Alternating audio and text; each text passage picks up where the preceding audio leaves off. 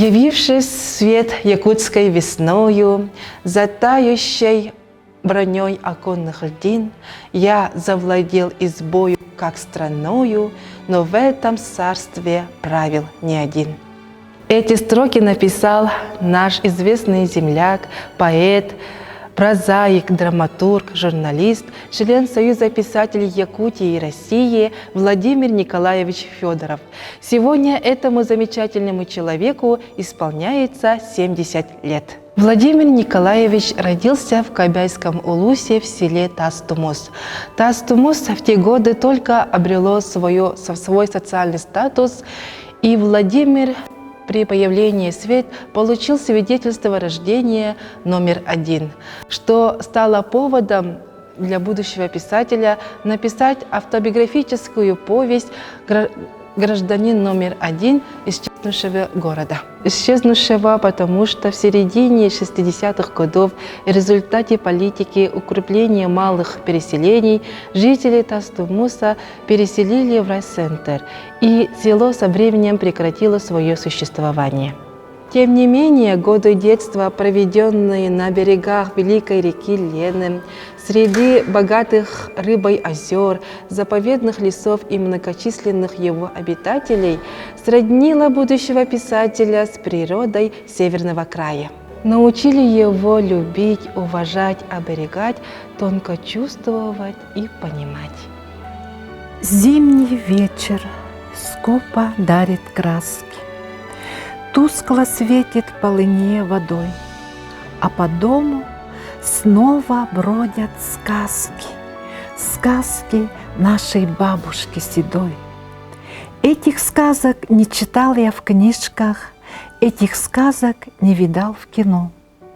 Из далеких падей они вышли прямо на зовущее окно.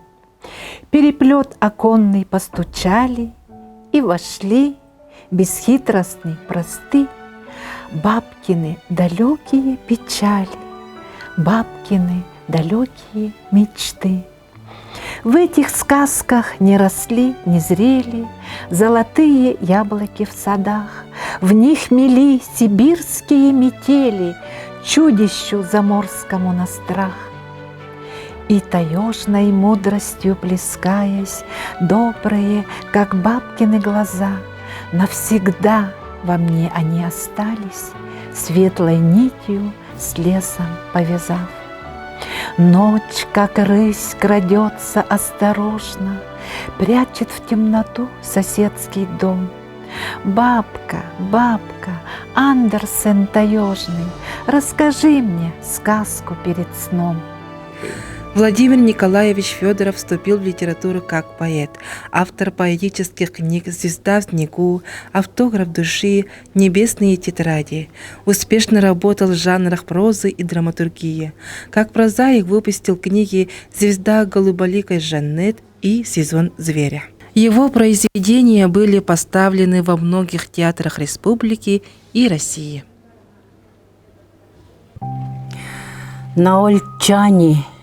На Ольчане воздух вспорот тягачами, и звенит струной отчаяния в каждом дизеле надрыв. На Ольчане тополя горят свечами, всем сорвавшимся с обрыва и полегшим под обрыв. На Ольчане тучи сходятся плечами и грохочут не случайно грома выстрелы вдали. На Ольчане тени движутся ночами и текут наверх ручьями тачки сталинской земли. На Ольчане осень с грустными очами. На Ольчане память плещет через край. В небеса идет дорога, и рукой подать до Бога. Но щемит в душе тревога, и собачий мнится лай. На Ольчане, Иван-чай горит в тумане, темно-алыми лучами путь в беспамятство закрыв.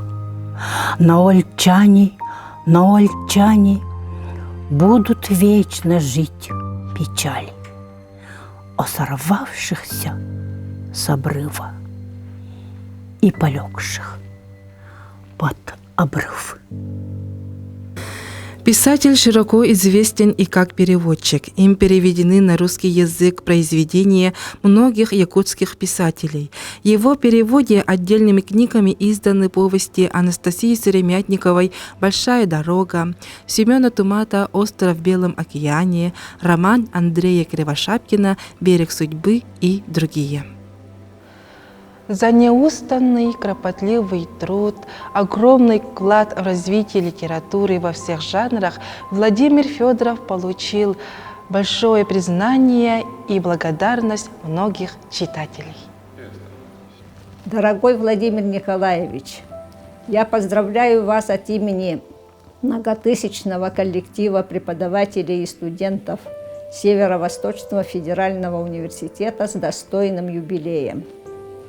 Вы являетесь крупным, известным писателем Якутии и России. Мы знаем вас как универсального писателя. Вы поэт, прозаик, драматург, переводчик. О ваших прозаических произведениях я писала в монографии «Взаимодействие русской и якутской литературы в XX веке. Истории и проблемы взаимосвязей».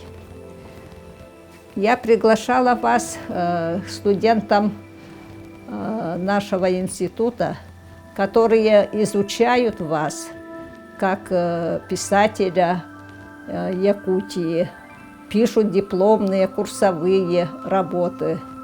И сегодня вот нас с Карлом Георгиевичем пригласила на мероприятие, посвященное вашему юбилею, моя ученица, библиотекарь смарт-библиотеки Беленкова Майя Васильевна.